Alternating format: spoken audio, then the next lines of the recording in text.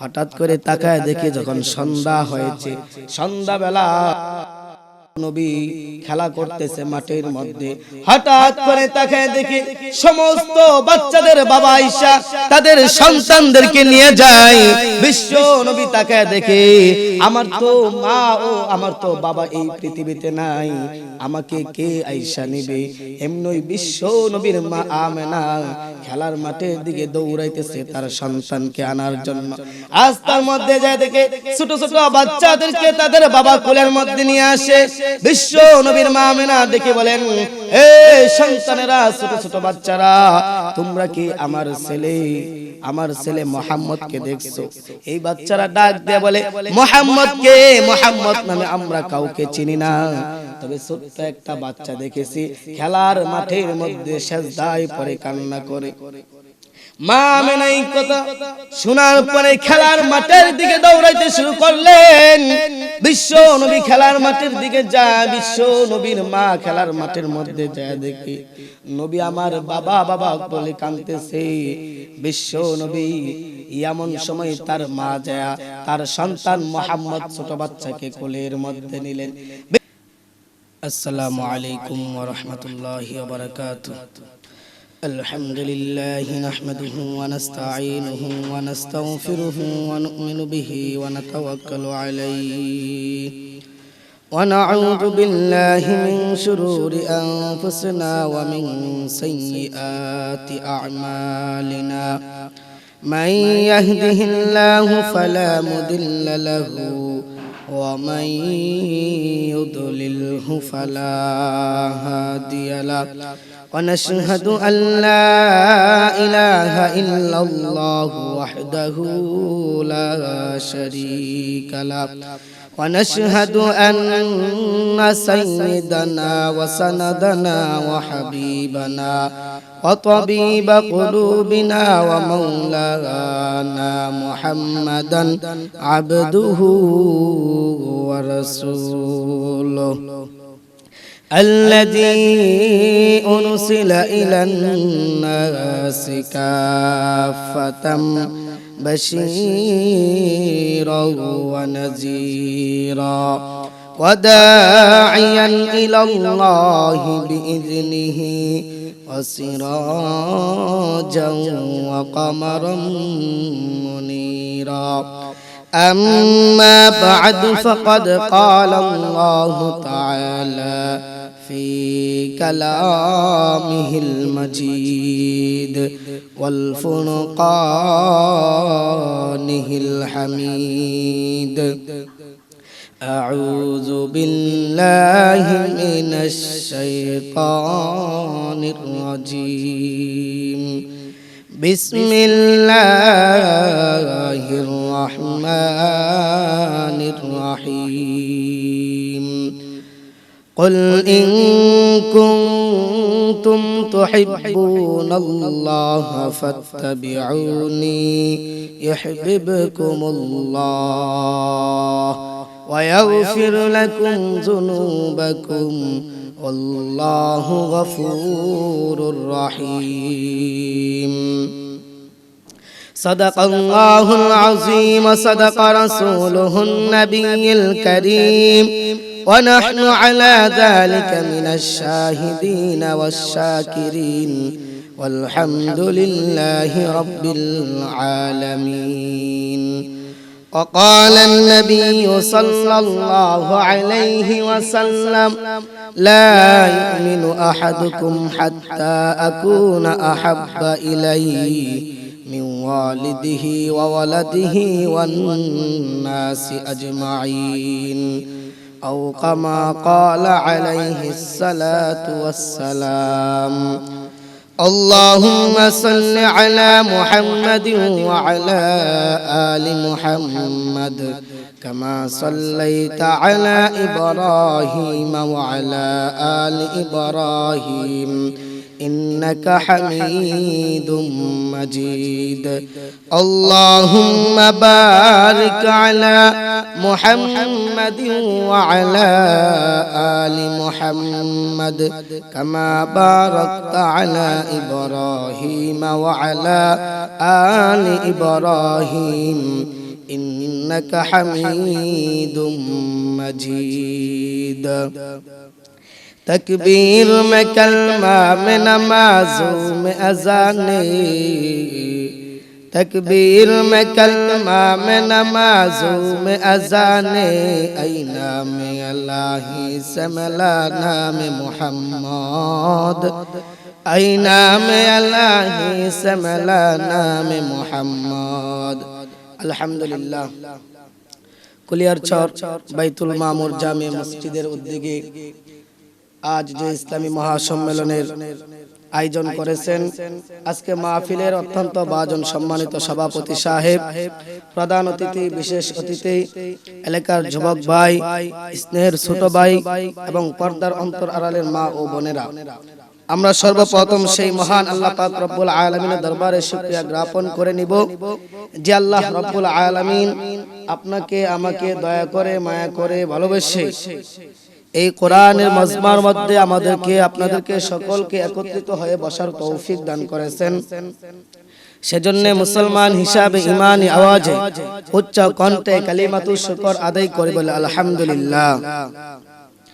ভাই, লক্ষ কোটি দরুদ এবং সালাম আল্লাহর সৃষ্টির প্রধান আকর্ষণ, বিশ্ব সভার সভাপতি, বদরুদ্দুজা, আফতাবে নবুয়ত, শাহিন শায়ে রিসালাত, আকা ইমামদার, তাজদার মদিনা, হুজুর আকরাম সাল্লাল্লাহু আলাইহি ওয়াসাল্লামের উপর। ভাই, আমি আপনাদের সামনে মহাগ্রন্থ আল কোরআনুল কারীমের 6666 আয়াতে কারিমা থেকে আমি আপনাদের সামনে ছোট্ট একটা আয়াতে কারিমা তেলাওয়াত করেছি। বিশ্বনবী হযরত মুহাম্মদ সাল্লাল্লাহু আলাইহি ওয়াসাল্লামের অসংখ্য অগণিত হাদিস থেকে আমি আপনাদের সামনে ছোট্ট একটা হাদিস পড়েছি। ভাইয়ের আমার, আল্লাহ পাক রব্বুল আলামিন আমি যে আয়াতে কারিমা তেলাওয়াত করেছি, এই আয়াতের মধ্যে বলতেছেন, আল্লাহ পাক রব্বুল আলামিন এই আয়াতের মধ্যে বলতেছেন, তোমরা যদি আমি আল্লাহকে ভালোবাসতে চাও তাহলে তোমরা আমার নবীর ভালোবাসা তোমার অন্তর, তাহলে আমার ভালোবাসা পেয়ে যাইবা। আল্লাহ তাআলা বলেন, কুল ইন কুনতুম তুহিব্বুনাল্লাহ ফাত্তাবিউনি ইউহিব্বুকুমুল্লাহ। আল্লাহ পাক রব্বুল আলামিন বলেন, তোমরা যদি আমি আল্লাহকে ভালোবাসতে চাও, আমার নবীর ভালোবাসা তোমাদের অন্তরের ভিতরে ঢুকাও, আমি নবীর ভালোবাসা যদি তোমাদের অন্তরের ভিতরে থাকে তাহলেই তোমরা আল্লাহ পাক রব্বুল আলামিনকে ভালোবাসতে পারবা। আমি যে হাদিস আপনাদের সামনে পড়েছি, আল্লাহ নবী বলেন, ক্বালান নবিয়্যু সাল্লাল্লাহু আলাইহি ওয়াসাল্লাম, লা ইউমিনু আহাদুকুম হাত্তা আকুনা আহাব্বা ইলাইহি মিন ওয়ালিদিহি ওয়া ওয়ালাদিহি ওয়ান নাসি আজমাইন। আল্লাহ নবী বলেন, তোমরা ততক্ষণ পর্যন্ত খাঁটি ঈমানদার হইতে পারবা না যতক্ষণ না পর্যন্ত তোমরা আমি নবীকে তোমার জীবনের চাইতে, তোমার মা বাবার চাইতে, তোমার সন্তান সন্ততির চাইতে আমি নবীর ভালোবাসা তোমাদের অন্তরের মধ্যে বেশি না হবে। এজন্য আমাদের জীবনের চাইতো আমাদের নবী, বিশ্ব নবী হযরত মুহাম্মদ সাল্লাল্লাহু আলাইহি ওয়াসাল্লামকে আমাদের জীবনের চাইতেও বেশি ভালোবাসতে হবে। নবীর ভালোবাসা যদি আপনার ভিতরে থাকে তাহলে আপনি ঈমানদার, আর যদি নবীর ভালোবাসা আপনার ভিতরে না থাকে তাহলে আপনি কখনো ঈমানদার হইতে পারবেন না। এবার আসুন, সাহাবায়ে কেরাম বিশ্ব নবী রাহমাতুল লিল আলামিনকে কিরকম ভালোবাসতো।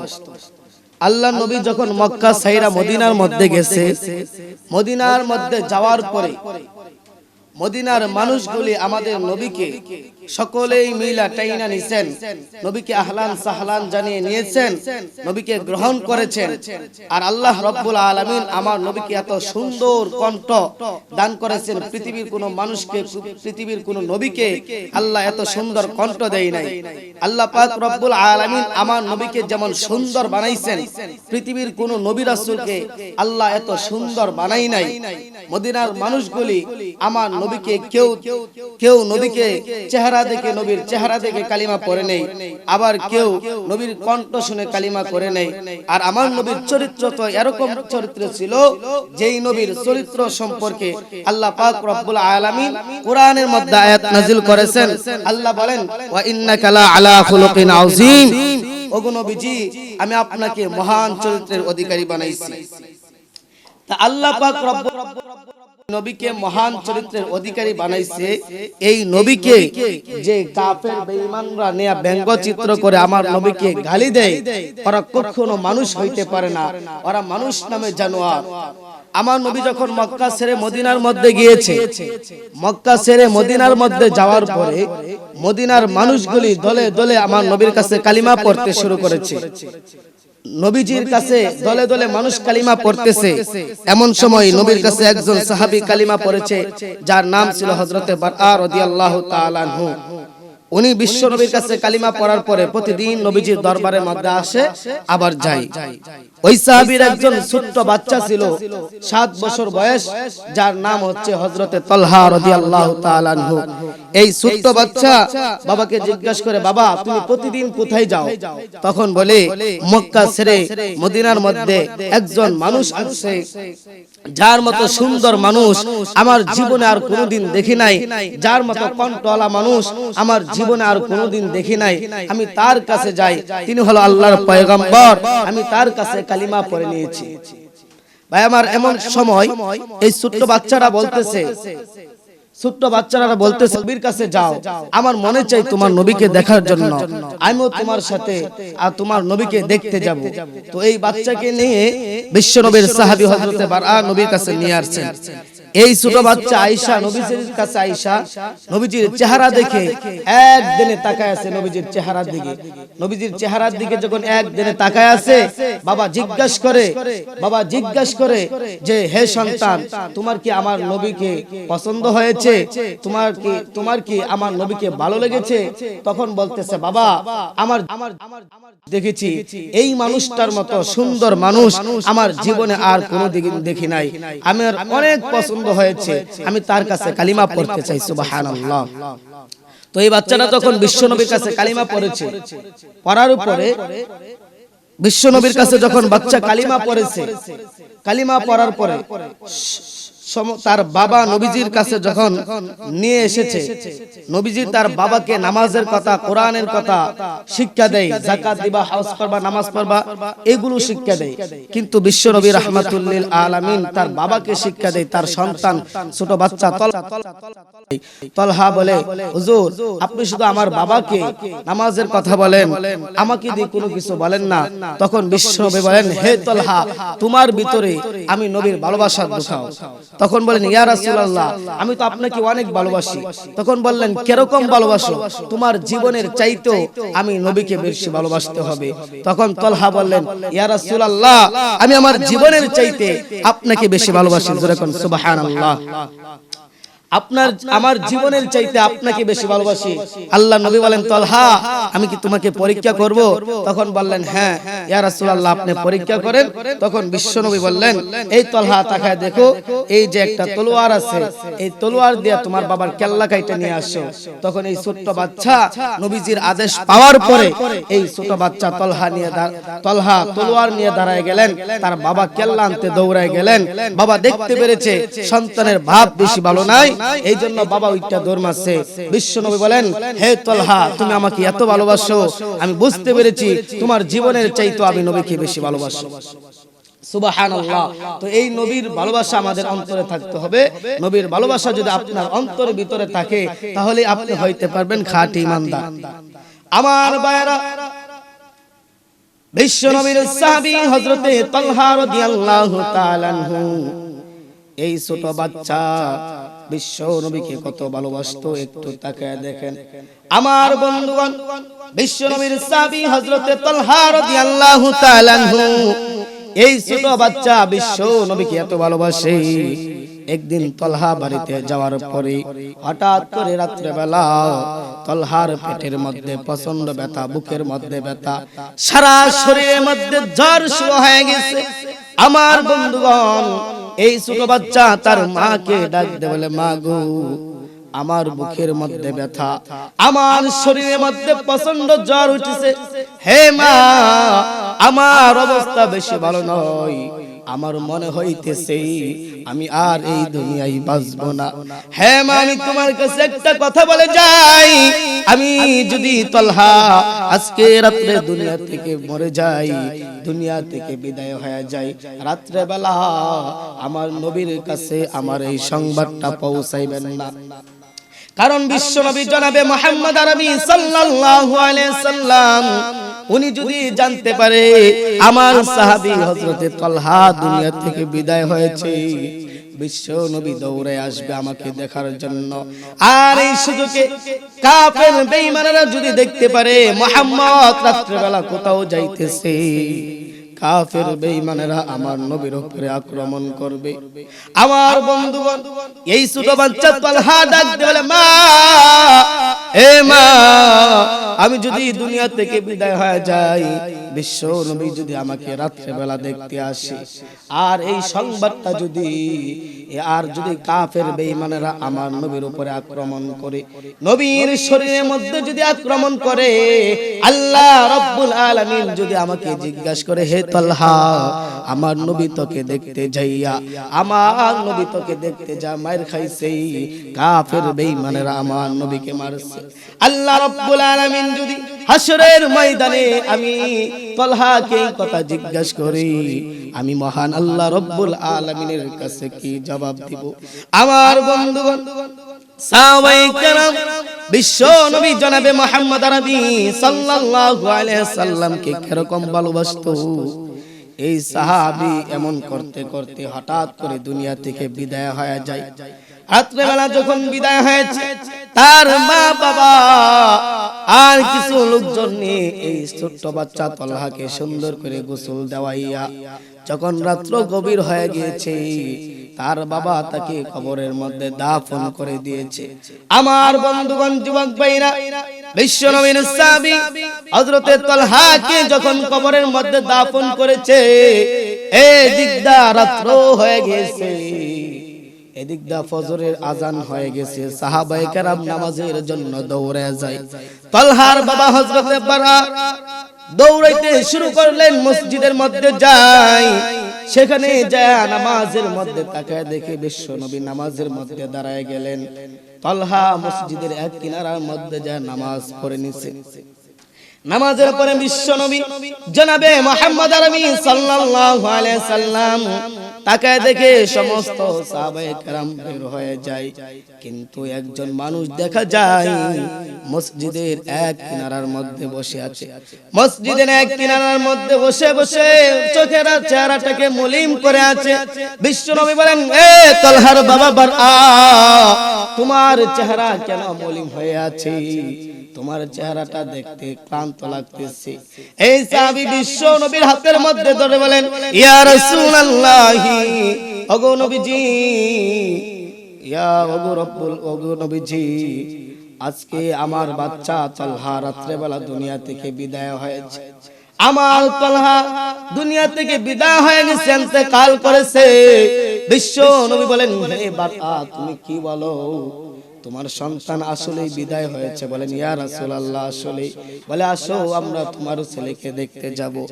তলহার বাবা হযরতে বারা ডাক দিয়ে বলে, ওগো নবীজি, আমার সন্তান বলেছে, আমার সন্তানের বুকের মধ্যে যখন ব্যথা শুরু হয়েছে, আমার সন্তানের যখন সারা শরীরের মধ্যে জ্বর, সন্তান তার মাকে ডাক বলে, মা, আমি বিশ্ব নবীকে ভালোবাসি, আমি যদি আজকে রাত্রে দুনিয়া থেকে বিদায় হয়ে যাই, আমার এই সংবাদটা বিশ্ব নবীর কাছে রাত্রেবেলা দিবেন না। কেন দিবেন না? বিশ্ব নবী যদি রাত্রেবেলা আমাকে দেখতে আসে, কাফের বেঈমানেরা আমার নবীর উপরে আক্রমণ করবে। নবীর উপরে আক্রমণ করলে আমি তলহা সহ্য করতে পারবো না।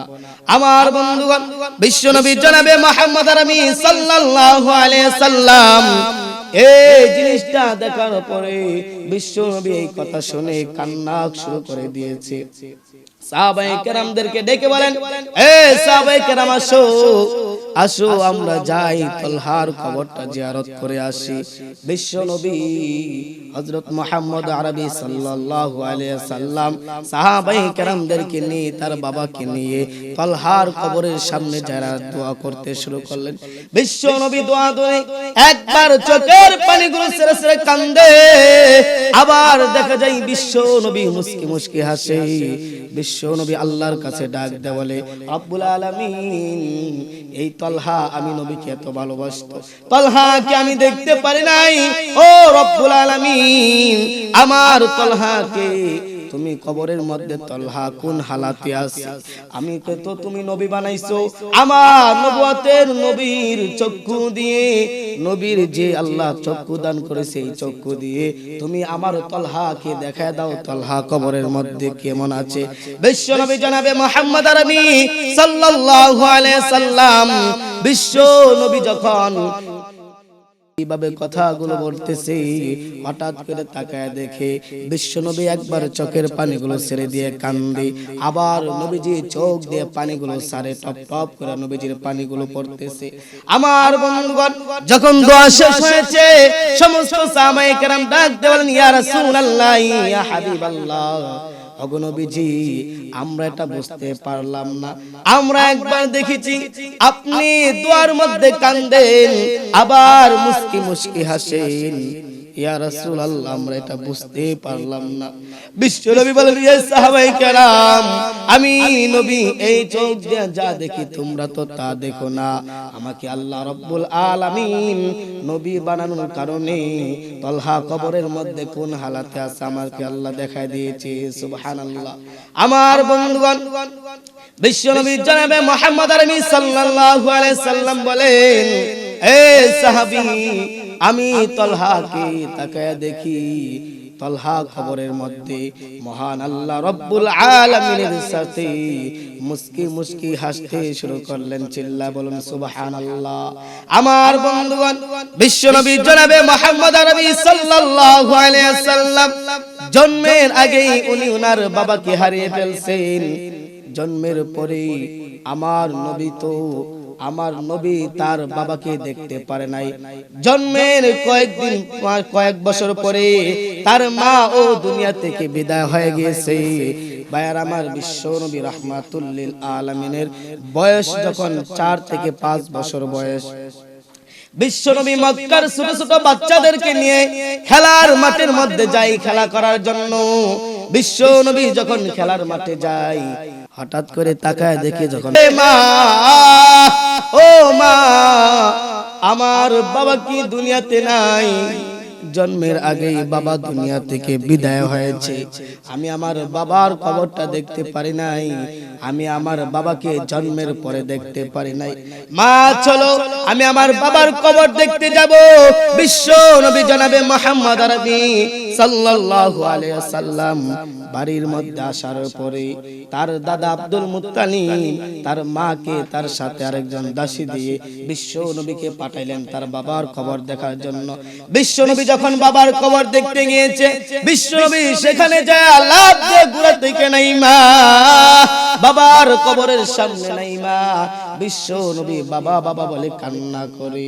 বায়ারা আমার, বিশ্ব নবী যখন এরকম ভাবে নবীজি কান্না করতেছে, তার মা আমেনা দেখে বলেন, সন্তান আসো আমরা বাসায় চলে যাই। সন্তানকে নিয়ে যখন ফিরার পথে প্রতিমধ্যে আবওয়া নামক স্থানের মধ্যে আসার পর বিশ্ব নবী জনাবে মুহাম্মদ আরবি সাল্লাল্লাহু আলাইহি সাল্লামের মা ডাক দলে, সন্তান আমার প্রচন্ড জ্বর উঠেছে, আমার বুকের মধ্যে ব্যথা, আমার মনে হয় আর এই পৃথিবীতে বাঁচবো না, আমি মা আমেনা আর পৃথিবীতে থাকবো না। সন্তান, আমি তোকে আমার আল্লাহর কাছে রেখে দিয়ে গেলাম। আমার বন্ধুগণ, বিশ্বনবী জনাবে মুহাম্মদ আরবি সাল্লাল্লাহু আলাইহি সাল্লাম এইভাবে যখন নবীজি তার মাকে দেখে কান্না করে, হঠাৎ করে আবওয়া নামক স্থানের মধ্যে নবীজির মা দুনিয়া থেকে বিদায় হয়ে গেছে। বিশ্বনবী এখন একা হয়ে গেছে, এতিম হয়ে গেছে। বিশ্বনবীর বাবাও নাই, মাও নাই। বিশ্ব নবী জনাবে মুহাম্মদ আরবি সাল্লাল্লাহু আলাইহি সাল্লাম চোখের পানিগুলো ছেড়ে ছেড়ে কাঁদতে কাঁদতে যখন বাড়ির মধ্যে ফিরেছে, দাদা আব্দুল মুত্তালিব তাকায় দেখে মানুষকে পাঠাইছিলাম সেখানে বিশ্ব নবীর বাবার কবর দেখার জন্য। মুহাম্মদ দেখা যায় সে একা একা আসতেছে। এই মুহাম্মদ, তোমার মা কোথায়? বিশ্ব নবী তার দাদার গলার মধ্যে ধরে ডাক বলে, দাদা গো, ও দাদা, আমি আমার বাবার কবর দেখতে যাইয়া আমি আমার মাকে হারিয়ে ফেললাম। আমি এখন বড় এতিম হয়ে গিয়েছি, আমি বড় এতিম, আমার এই পৃথিবীতে মাও নাই বাবাও নাই। বিশ্ব নবী এই কথা বলে বলে কান্না করে। দাদা আব্দুল মুত্তালিব বলেন, এ মুহাম্মদ, তোমার ভয় নাই, টেনশন নাই, তোমার যদিও কেউ না থাকে, তোমার সাথে মহান আল্লাহ রব্বুল আলামিন আছে। ভাইয়ারা আমার, বিশ্ব নবী এই পৃথিবীতে কত কষ্ট করেছে উম্মতের জন্য। বিশ্ব নবী কালিমার দাওয়াত দিতে যায় মাইর খাইছে। বিশ্ব নবী সারাটা জীবন উম্মতের জন্য কাঁদছে। আর আমরা উম্মত থাকার পরে, আজকে হাজার হাজার লক্ষ লক্ষ উম্মত থাকার পরও কাফের বেঈমানেরা বিশ্ব নবীকে নিয়ে ব্যঙ্গচিত্র করে। আজকে অনেক কাফের বেঈমানেরা আমার নবীকে নিয়ে ব্যঙ্গচিত্র করে। আরেক দল মুনাফিক আছে বাংলার জমিনের মধ্যে, লম্বা লম্বা টুপি লাগায়, উঁচা উঁচা টুপি লাগায়, নিজেদেরকে দাবি করে মারেফতের সম্রাট সুন্নি দাবি করে। ওরা দেখা যায় জশ্নে জুলুস আসলে, 12 রবিউল আউয়াল আসলে রাজপথের মধ্যে নাইমা মিছিল করে। কিন্তু ভাইরা আমার, বিশ্ব নবীকে কেউ গালি দিলে তারা আর নামে না। আমরা তো এমন মানুষ নই, আমরা বিশ্ব নবীর উম্মত। আমাদের নবীকে যদি কোনো বেঈমান, কোনো কাফের, কোনো নাস্তিক আমার নবীর বিরুদ্ধে কথা বলবে, আমরা জীবন দিয়ে হলো আমার নবীর ইজ্জতের হেফাজত করে ছাড়ব ইনশাআল্লাহ। ভাইয়ারা আমার, বিশ্ব নবী এই পৃথিবীতে সারাটা জীবন কান্না করেছে, মা মা বলে কান্না করেছে। ভাইয়ারা আমার, আমরা দেখা যায় অনেকে মা বাবার পাওয়ার পরেও আমরা মা বাবার কদর করি না, মাকে গালি দেই, মাকে পিটা দেয়। এমনও সন্তান আছে, মা বাবা সন্তানকে লালন পালন করে বড় করে, সন্তান বড় হওয়ার পরে তার মাকে দেখতে পারে না, তার বাবাকে দেখতে পারে না। ভাইরা আমার, আল্লামা তারেক জামিল রাহমাতুল্লাহি আলাইহি উনি একটা কিতাব লিখেছেন, চোখে দেখা কবরে আযাব। উনি ওনার কিতাবের মধ্যে একটা ঘটনা বর্ণনা করেছেন। উনি বলেন, গালেবান পাকিস্তানে যখন আমি সেখানে দাওয়াতে তাবলীগে গিয়েছিলাম, সেখানের মুরব্বীরা আমাকে একটা ঘটনা শোনাইছে। ঘটনাটা হলো, একজন গ্রাম্য সাধারণ মহিলা, স্বামী স্ত্রী দুনিয়াতে চলতেছে সাধারণ মানুষের মতো। হঠাৎ করে তার গর্ভে একটা সন্তান আসে। সন্তান দুনিয়াতে আসার পরে ওই মহিলা, তার স্বামী দুনিয়া থেকে বিদায় হয়ে যায়। তার মা আবার বুঝতে পেরেছে, আমার স্বামী দুনিয়া থেকে বিদায় হয়েছে, আমি আর এখন অন্য স্বামী গ্রহণ করব না। আমি যদি অন্য স্বামী গ্রহণ করি, আমার এই সন্তানদার কষ্ট হইতে পারে। আর যদি অন্য স্বামী গ্রহণ করি, আবার যদি স্বামী মারা যায়, আমি মানুষের কাছে মুখ দেখাইতে পারবো না। ভাইয়ারা আমার, গ্রাম্য মহিলা, সাধারণ মানুষ, সে যখন এরকম ভাবতেছে, সে আর বিয়ে বয় নাই। এই সন্তানের দিকে তাকাইয়া মা তার জীবন শেষ করে দিলেন। সন্তানকে লালন পালন কইরা সন্তানকে যখন বড় করেছে, সন্তান আস্তে আস্তে বড় হইতে শুরু করেছে। আমার বন্ধুগণ, সন্তান বড় হওয়ার পরে মা বুঝতে পেরেছে, আমার সন্তান এখন বড় হয়েছে, আমার সন্তানকে এখন বিয়ে করাইবার দরকার। মা একটা পাত্রে দেখে একজন মেয়ে দেখে সন্তানকে বিয়ে করায় দিলেন। সন্তানকে বিয়ে করায় দেওয়ার পরে ভাইয়ারা আমার, এইভাবে সময় যাইতেছে হঠাৎ করে এই সন্তানটা মানুষের বাড়িতে ক্লাস করত। জন্মের আগে, জন্মের পরেই তার বাবা দুনিয়া থেকে বিদায় হয়েছে। গরিব মানুষ ছিল, সাধারণ মানুষ। সন্তান দেখা যায় মানুষের বাড়িতে কাজ করে। সন্তান আবার বাড়িতে আসার পরে দেখে সন্তান তার মা আর তার বউ শাশুড়ি একসাথে ঝগড়া করতেছে। সন্তান আয়েশা তার মাকে ধমক দেয়, সন্তান আয়েশা তার বউকে ধমক দেয়। এমন ভাবে কয়েকদিন যাওয়ার পরে আবার আয়েশা দেখে মা ও শাশুড়ির মধ্যে, বউ শাশুড়ির মধ্যে ঝগড়া হইতেছে। সন্তান আয়েশা এবার দেখা যায় এখন তার আর বউকে কিছু বলে না, তার স্ত্রীকে কিছু বলে না, তার মাকে গালি দেয়, তার মাকে গালমন্দ করে। তার মা বলে, এ সন্তান, আমি তোকে লালন পালন করে বড় করেছি, তুই আজকে আমার কথা শুনোস না? তোর বউকে আমি সত্যি করে বলছি, কোনো কিছু বলি নাই। সন্তান আর দেখে নাই, আর শুনতে চাই নাই। সন্তান তার মার উপরে হামলা করেছে, মাকে পিটুনি দিয়েছে। মাকে যখন এইভাবে মারে, বাইরে আমার মা চোখের পানিগুলো ছেড়ে ছেড়ে কান্দে। জন্য আমি আমার জীবনটাকে বরবাদ করে দিলাম, আমি আমার জীবন লাইফটাকে শেষ করে দিলাম সন্তানের দিকে তাকায়া। বাইরে আমার এর পরে দেখা যায় সন্তান বড় হওয়ার পরে তার স্ত্রী পাইয়া, তার শ্বশুর শাশুড়ি পাইয়া আজকে মাকে বলে যাই, মার উপরে আক্রমণ করে। এইভাবে আরেকদিন যাওয়ার পরে, কয়েকদিন যাওয়ার পর আবার সন্তান বাড়িতে কাজ করে আয়েশা দেখে তার স্ত্রী এখানে নাই, স্ত্রী তার বাবার বাড়িতে চলে গেছে। সে আয়েশা বলে, মা, আমার স্ত্রী কোথায় গিয়েছে? আমার স্ত্রী কোথায়? ও মুসলমান ইমানদার আল্লাহর গোলাম, এইভাবে যখন চলতেছে সন্তান বলে, মা, আমার স্ত্রী কোথায় গেছে? বলে, সন্তান, আমি তোর স্ত্রীকে কোনো কিছু বলি নাই, তোর স্ত্রী সুন্দর, তোর শ্বশুর বাড়িতে চলে গেছে। সন্তান যায় শ্বশুর বাড়িতে, যায় তার স্ত্রীকে আনতে চাই। তার স্ত্রী বলে, হে আমার স্বামী, শোনো, আমি তোমার বাড়িতে যাইবে, একটা শর্ত আছে। শর্ত কি? তোমার মাকে দুনিয়া থেকে বিদায় করে দিতে হবে, তোমার মাকে মারতে হবে।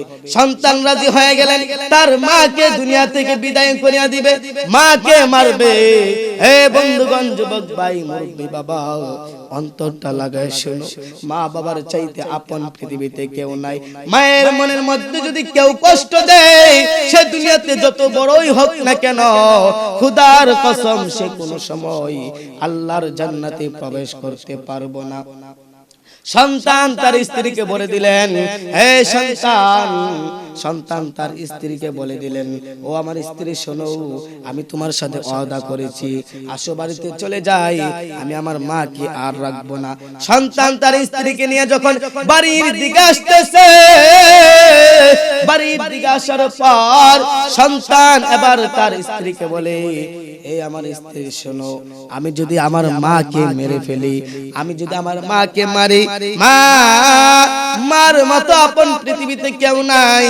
আমার মা যদি দুনিয়া থেকে বিদায় হয়ে যায়, এই সংবাদটা যদি মানুষে শুনতে পেরে আমাকেও তো ফাঁসির কাস্টে নিয়ে ঝুলাইয়া দিবে, আমিও দুনিয়াতে থাকতে পারবো না।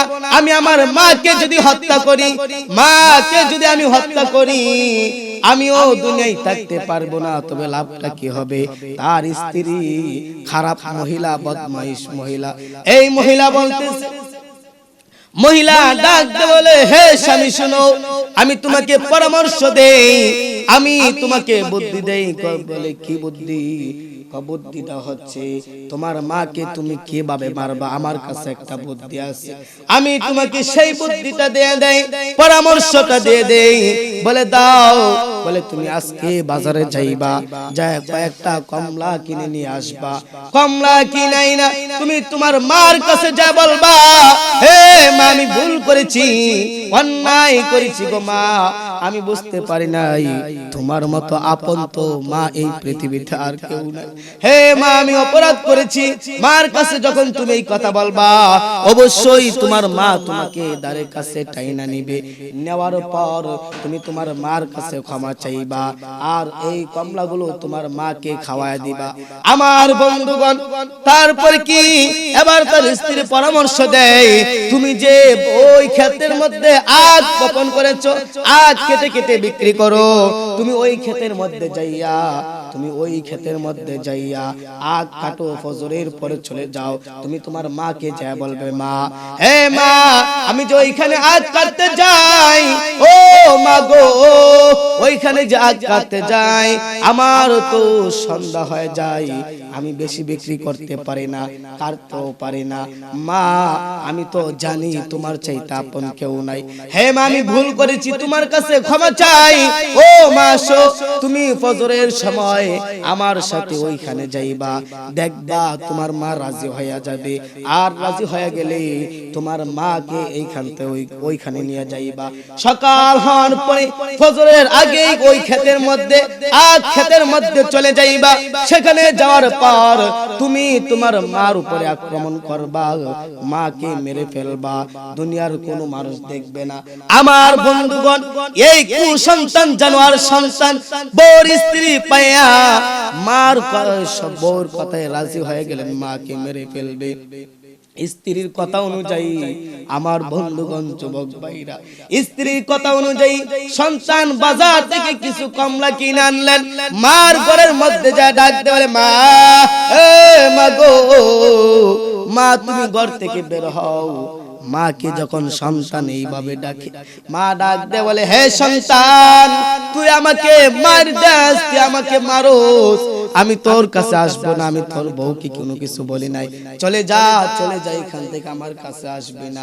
সন্তান বাহিরতে ডাক দে বলে, মা তোমার জন্য আমি কমলা নিয়ে আসছি গো মা, ও মা তুমি আমার কাছে আসো।